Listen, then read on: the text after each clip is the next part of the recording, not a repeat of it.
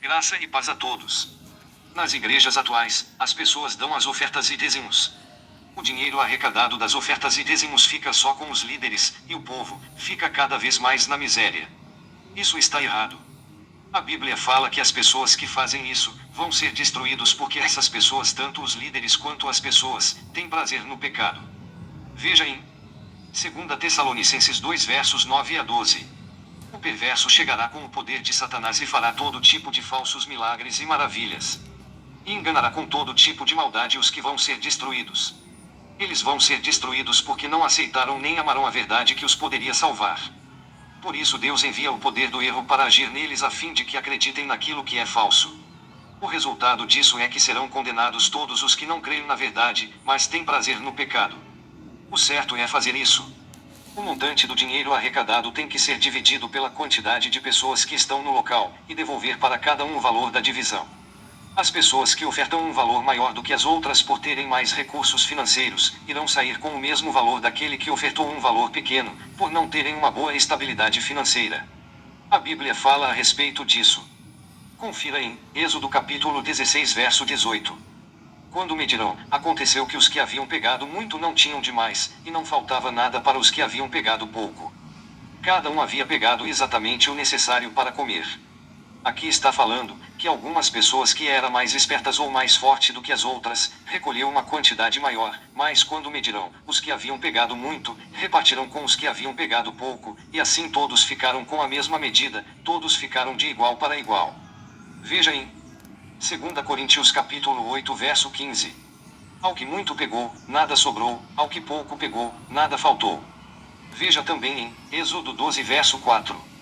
Se a família for pequena demais para comer o animal inteiro, então o dono da casa e o seu vizinho mais próximo o comerão juntos, repartindo-o de acordo com o número de pessoas e a quantidade que cada um puder comer.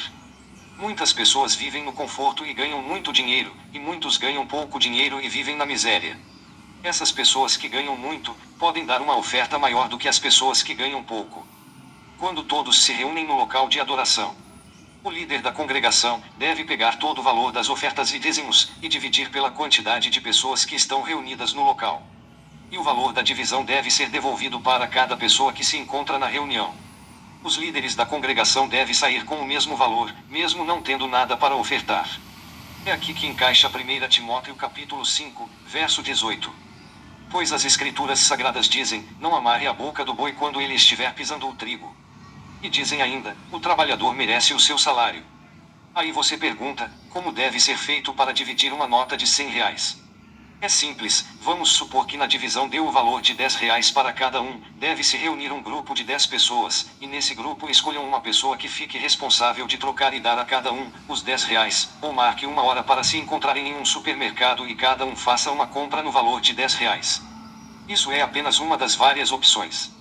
É por isso que quando aconteceu o milagre da multiplicação dos pães e dos peixes, o Messias ordenou que o povo se assentasse em grupos. Fazendo assim facilita a contagem e a divisão. Veja em Lucas capítulo 9 verso 14, pois estavam ali reunidos cerca de 5.000 homens. Ele, então, orientou aos seus discípulos, fazei-os sentar em grupos de 50 pessoas. Fazendo assim, haverá igualdade entre todos. As pessoas vão repartir o seu muito, com quem ganha pouco. Ninguém vai ajuntar riquezas só para si mesmo.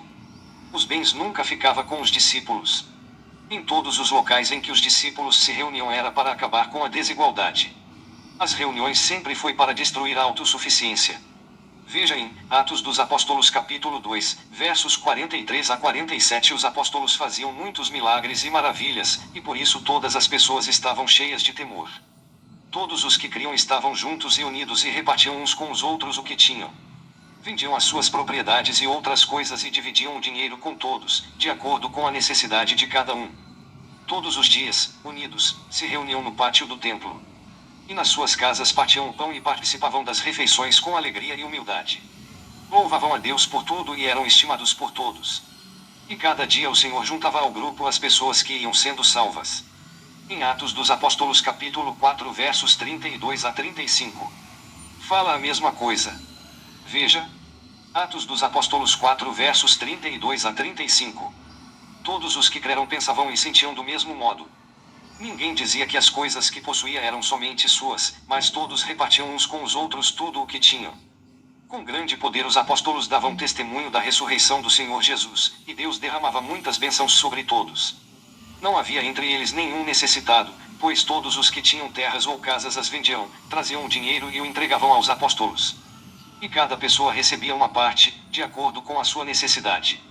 É por isso que, em Hebreus capítulo 10 verso 25, fala de não deixar de frequentar as reuniões. Veja em Hebreus 10 verso 25. Não abandonemos, como alguns estão fazendo, o costume de assistir às nossas reuniões. Pelo contrário, animemos uns aos outros e ainda mais agora que vocês veem que o dia está chegando. As pessoas se reuniam nas casas e raramente se reuniam nas sinagogas e no templo. O milagre da multiplicação dos pães e dos peixes não foi dentro de uma igreja, prédio, denominação. Foi em um local desabitado, foi em lugar deserto.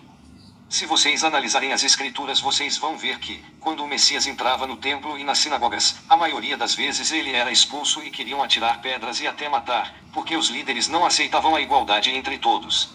Os apóstolos e os seguidores de Cristo também passaram por este sofrimento.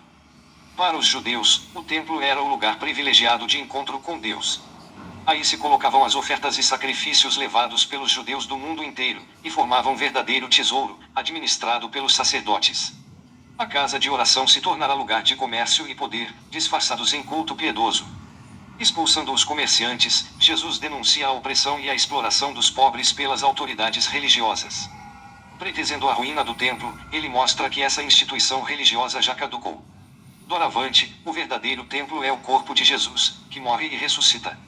Deus não quer habitar em edifícios, mas no próprio homem. Para acreditar em Jesus, não basta aceitá-lo como Messias nos moldes tradicionais, isto é, como um chefe que exerce função nacionalista através do poder e domínio.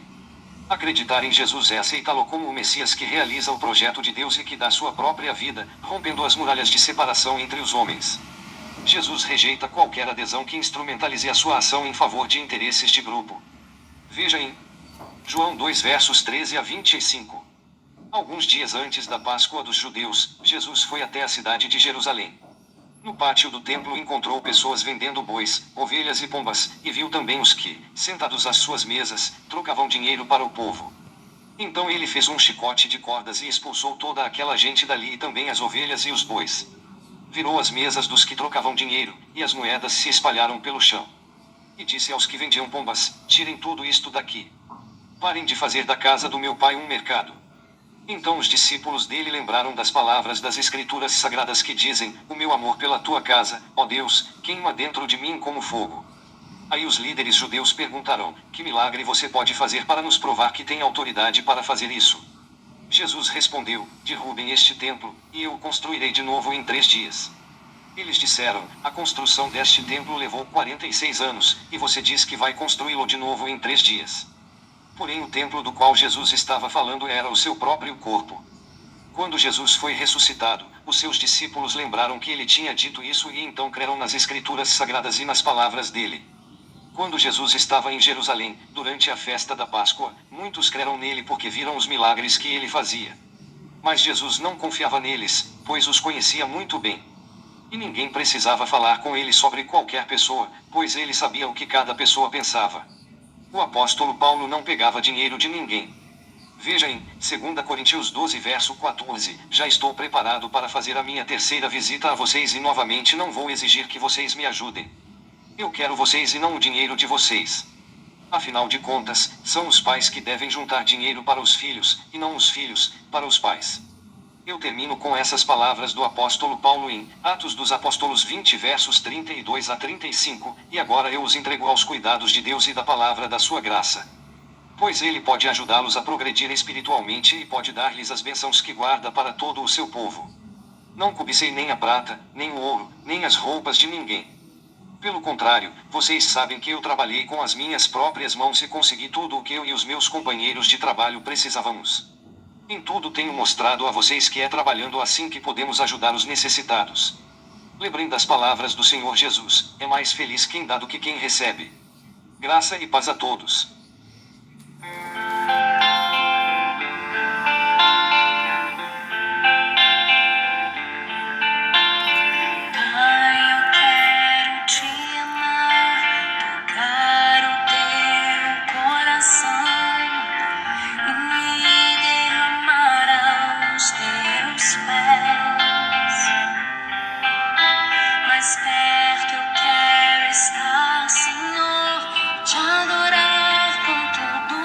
só.